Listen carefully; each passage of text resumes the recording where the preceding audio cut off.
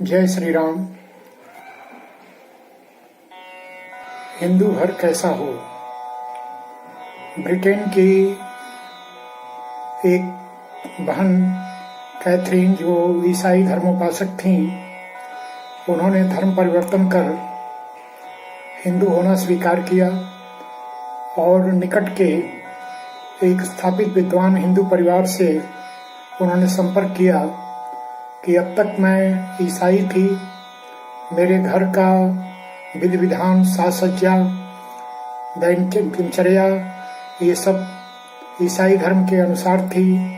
घर में क्रॉस और मोमबत्तियों की कैंडल आदि की चिंता होती।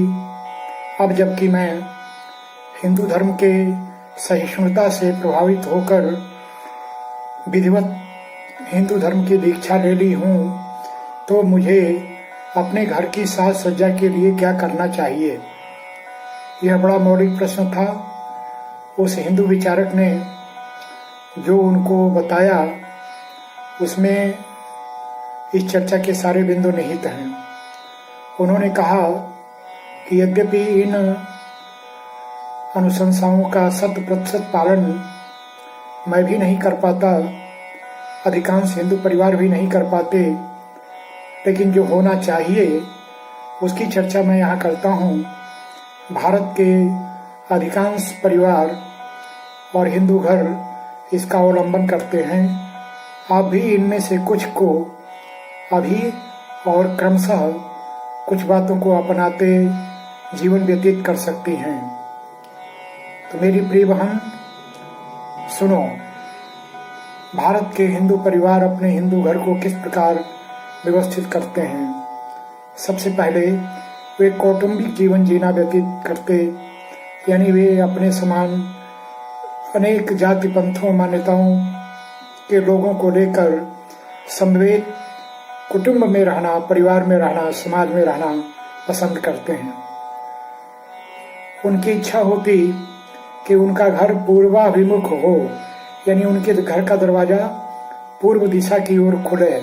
यदि ऐसा न हो तो भी उत्तर अवश्य हो, यानी पूर्व और उत्तर में पूर्वाभिमुख द्वार होना यह अच्छा माना जाता है। और यदि परिस्थिति बस पश्चिम या दक्षिण दरवाजा खोलना ही पड़ा तो वास्तुशास्त्र के अनुसार उसके कुछ समन की, उसके कुछ दोष के परिमार्जन की परिस्थितियां हैं। पूर्व और उत्तर देवताओं की दिशा है, इसलिए वे अपने घर का दरवाजा उधर रखते हैं। द्वार पर दोनों ओर ओम, स्वस्तिक ऐसे शुभंकर चिन्ह बने होने चाहिए। घर के द्वार के ठीक ऊपर कुछ अनुकृतियां बननी चाहिए। कुछ लोग गणेश, लक्ष्मी आदि की प्रतिमा और कुछ उनका नाम लिखकर पूजा अर्चना करते हैं कि जब भी वे बाहर से आए तो उनको प्रणाम कर, और विदा लें तो उनको प्रणाम कर बाहर जाएं।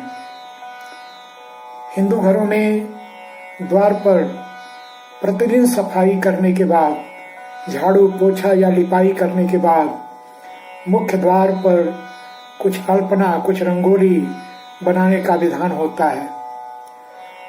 घर के अंदर जूता, चप्पल, पदवेश ले जाना निषिद्ध है। एकदम द्वार पर उतारना भी उपयुक्त नहीं, तो द्वार से थोड़ा हटकर जूते, चप्पल, पदवेश आदि को रखने की व्यवस्था होती है। घर के अंदर छोटी ही सही कोई देव प्रतिमा, कोई मंदिर, कोई पूजा का स्थान होता है। घर का कोई सदस्य जब घर से बाहर जाता है तो उस देव प्रतिमा का अभिवादन, प्रणाम और आने पर भी सबसे पहले उनको मिलता है। घर में हिंदू परिवारों के वास्तुविदों के अनुसार एक आंगन होता और आंगन में बड़े बांस की एक पताका फाड़ती, उस पर श्री हनुमान जी या ओम का चित्र बना होता। ऐसी लाल या सिंदूरी पताका जो प्रभु हनुमान जी के संरक्षण में घर सुरक्षित है, ऐसा एक विश्वास दे जाता। घर के द्वार पर पंचपल्लव या आम्र पल्लव से पताका लगाई जाती, तोरण लगाया जाता।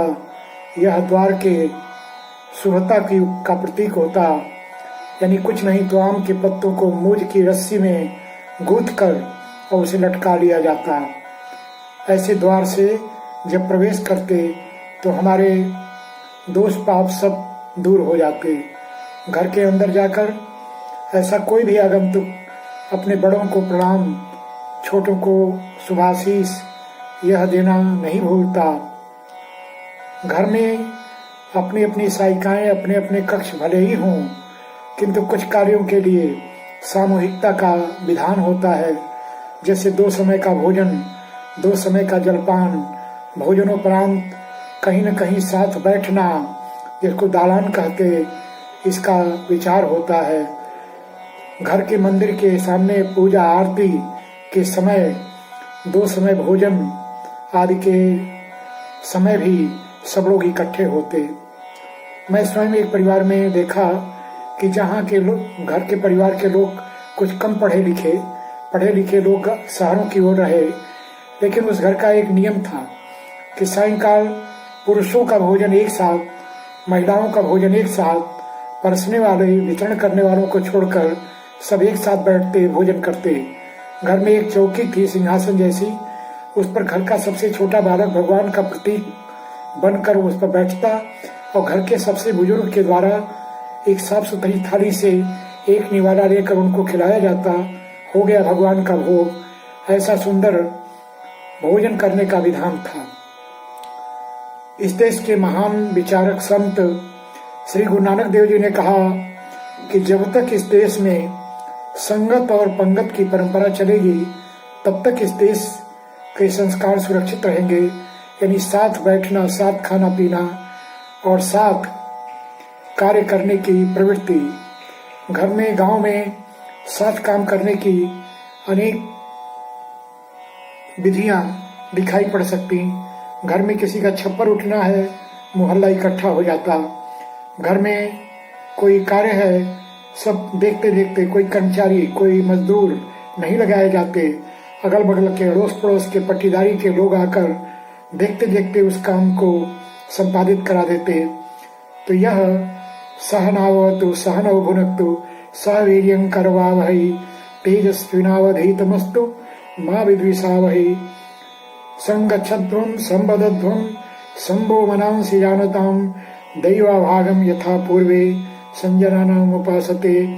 यह साथ करने की प्रवृत्ति, साथ की विजगी से वृत्ति, यह हिंदू परिवारों में दिखाई पड़ती है।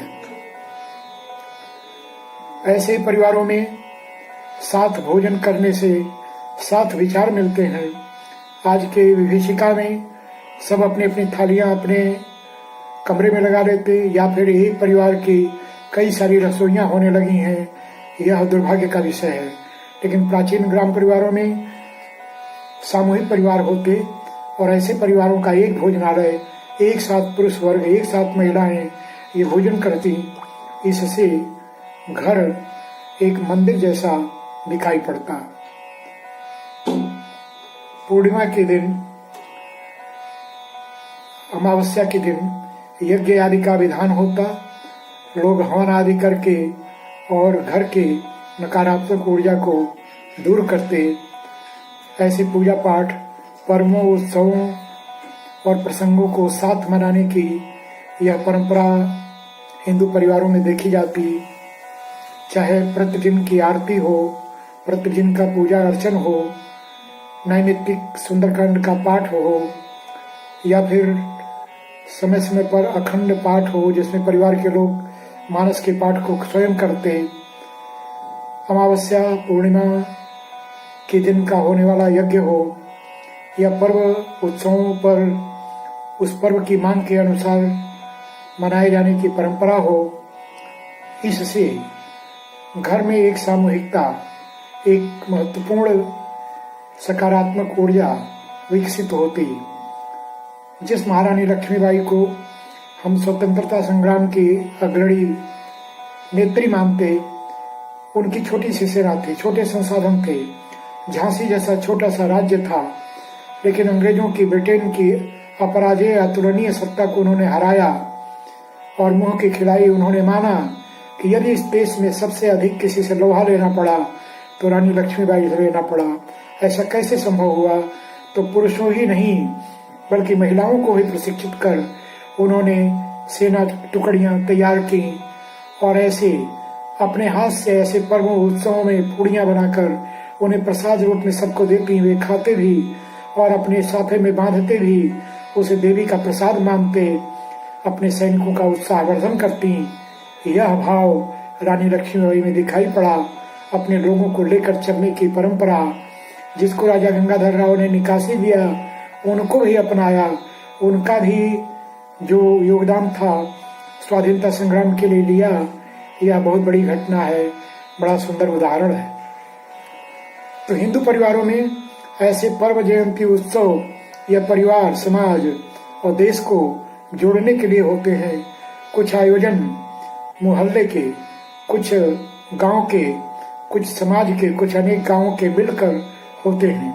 नागपंचमी के दिन जब विभिन्न गांवों को मिलाकर कुश्ती, चिक्का, खो खो ऐसे शारीरिक आयोजन होते, तो एक गांव की दूसरे गांव से प्रतिस्पर्धा होती और ऐसे कौटुंबिक भाव बनता। तो ऐसी प्रतियोगिताएं गांव से गांव को, समाज से समाज को, परिवार से परिवार को जोड़ते। हर घर की अपनी एक व्यायामशाला होती, हर घर का अपना मंदिर होता, घर का देवस्थान होता, मोहल्ले का मंदिर होता, गांव का मंदिर होता। इससे लोगों में अपने आराध्य के प्रति एक आस्था का भाव जगता। घर कैसा भी हो, आंगन में साफ सुथरी जगह पर एक तुलसी के पौधे का बिरवा होता, जिसके स्थान को मिट्टी से, पीली मिट्टी से लीप कर और सायंकाल घी का एक दिया जरूर जलाया जाता। धूप अगरबत्ती जलाकर उस स्थान की पूजा होती, एक दिया जलता। इससे घर में बड़े विश्वास का सृजन होता, भावना जगती। ऐसे ही किसी स्थान पर एक समी का वृक्ष, एक श्वेत मदार का पौधा बाहर द्वार पर लगाया जाता। यथासंभव नीम का पौधा, आम्र का पौधा, पीपल, पाकड़, बरगद ऐसा कोई न कोई एक पौधा अपने घर के दरवाजे पर या पीछे अवश्य लगाया जाता।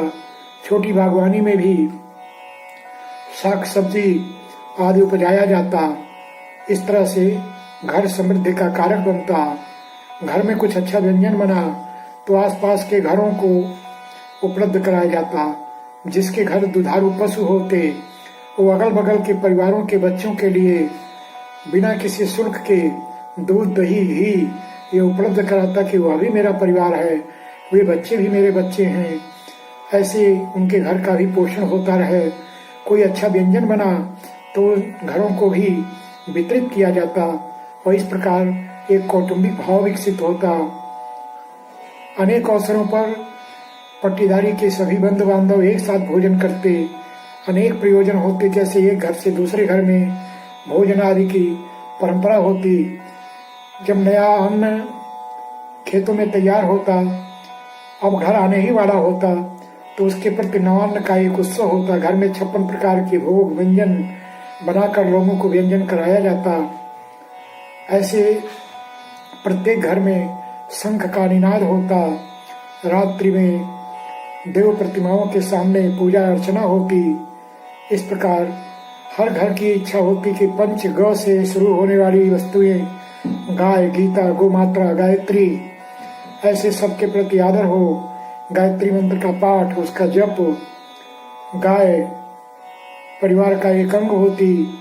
उसे जूठे पात्रों में नहीं तो साफ सुथरे पात्र में उसका अपना चारा, उसका अपना भोजन, पहली रोटी गाय को, अंतिम रोटी कुत्ते को, इस प्रकार सबको भोजन मिले, पोषण मिले, यह व्यवस्था बनती। घर में मैं भी भूखा ना रहूं, साध न भूखा जाए।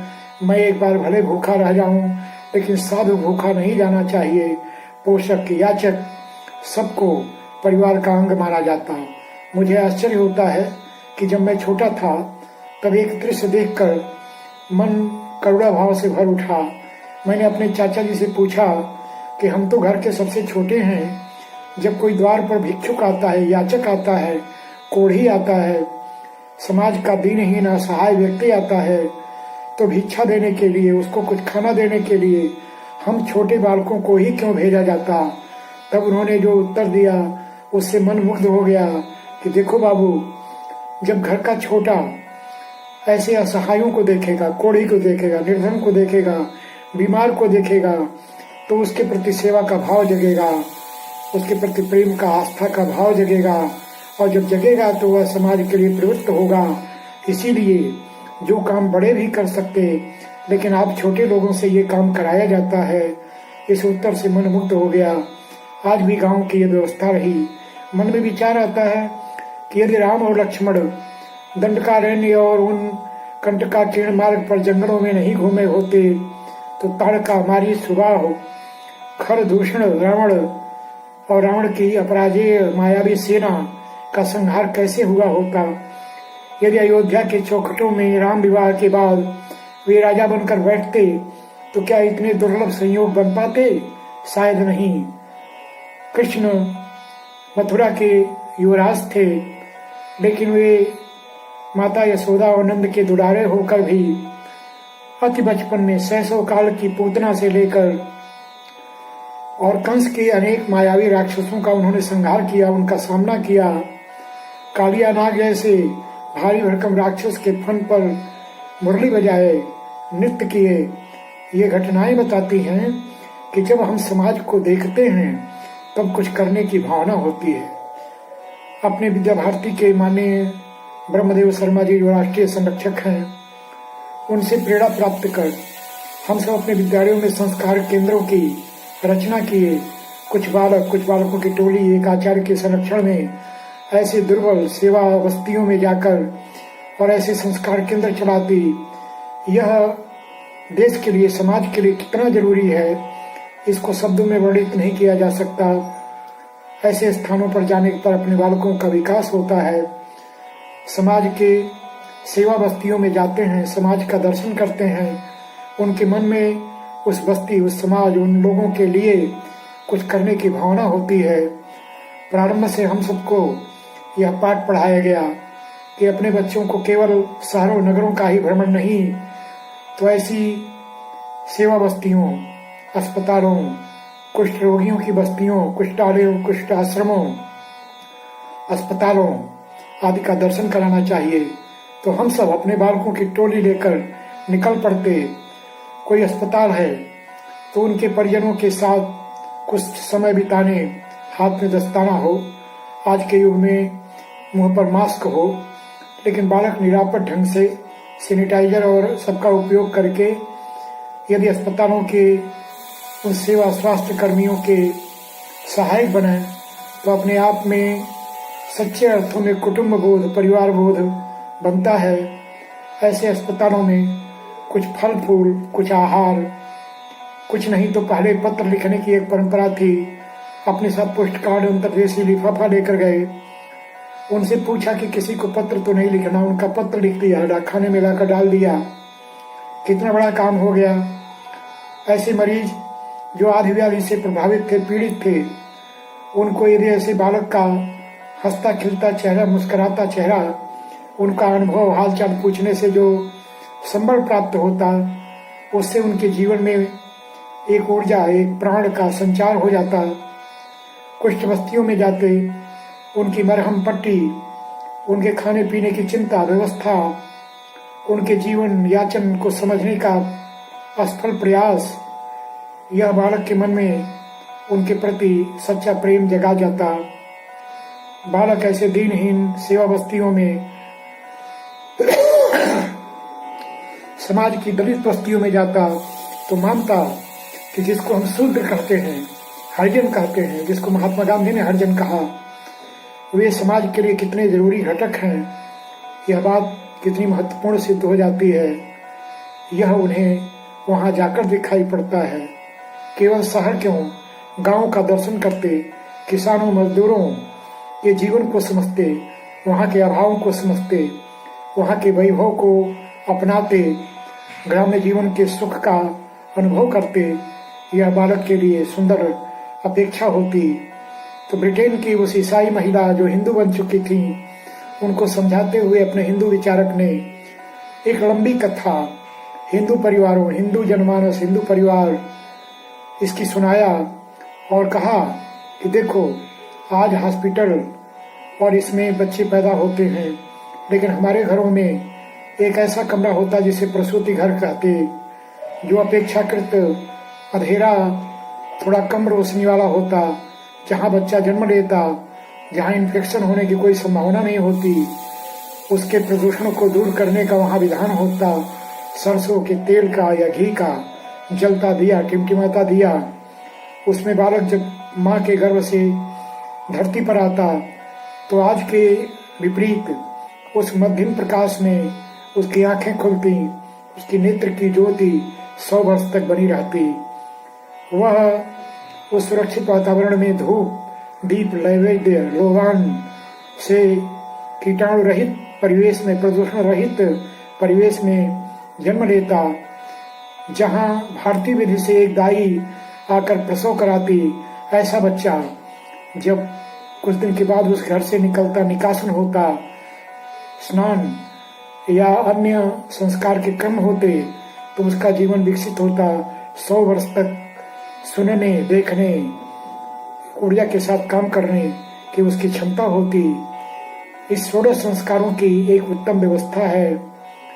भारतीय जनमानस उस प्रक्रिया से निकलता है, जहाँ पहली बार कॉपी कलम किताब को अपनाने का भी एक विधिवत विद्यारंभ संस्कार है, जहाँ गुरुकुल से पढ़कर निकलते समय समावर्तन संस्कार है, जहाँ 16 संस्कारों, जहाँ मरण को भी एक संस्कार माना गया और यह मानकर कि ये शरीर तो क्षणभंगुर है, एक जीवन से दूसरे जीवन में हम आते जाते ही रहेंगे, जहाँ मृत्यु को एक खेल माना, वासांसि जीर्णानि यथा विहाय, इस भाव से शरीर को वस्त्र की तरह बदलने जैसी क्रिया माना। परमपिता परमेश्वर एक है, हम उसी आराध्य के अंगभूत घटक हैं। यह विचार लेकर जहाँ जिया गया, जहाँ युद्ध के मैदान में एक सैनिक गीता के संदेश को लेकर और मरता मिटता है, समाज के लिए कुछ कर जाता है, जहाँ लोग इस भाव से जीते हैं, यह पशु प्रवृत्ति है जो आप ही चरे, वही मनुष्य है कि जो मनुष्य के लिए मरे। जहाँ हम अपने लिए नहीं, मानवता के लिए जीते हैं, जहाँ माता भूमि ही पुत्रो हम पृथिव्या का पाठ होता है। ये धरती कंकड़ पत्थर रेत नहीं, यह तो माता है, माता है। भारत माता की हम अर्चना करते हैं। प्रतिदिन भारत माँ को जागरण के समय और चरण स्पर्श करके पाद स्पर्शन क्षमस्व में इस रूप में उनसे क्षमा मांगते हैं कि हे माँ, तुम आदरणीय हो, किंतु तुमको हम पैरों से छूने जा रहे हैं।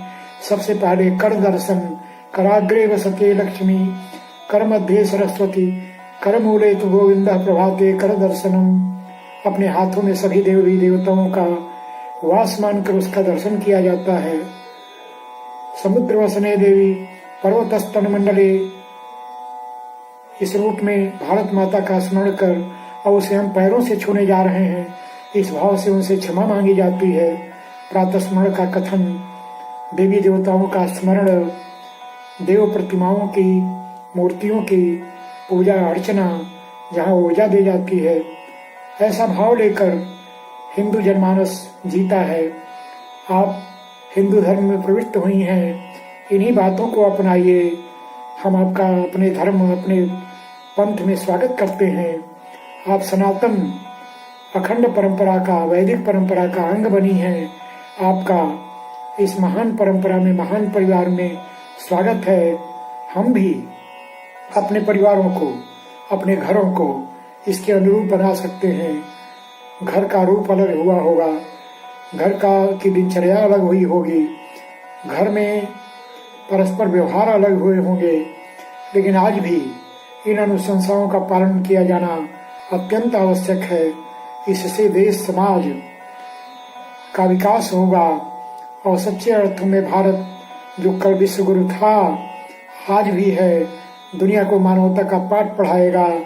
आज जबकि ब्रिटेन का साम्राज्यवाद फेल है, चीन और ऐसे देशों का प्रगतिवाद फेल है, दुनिया की तमाम शक्तियाँ और दर्शन फेल हैं, तो भारत के इसी मानवतावादी पाठ को पढ़कर देश नहीं विश्व को एक सही मानवता के मार्ग पर ले जाने की आवश्यकता है।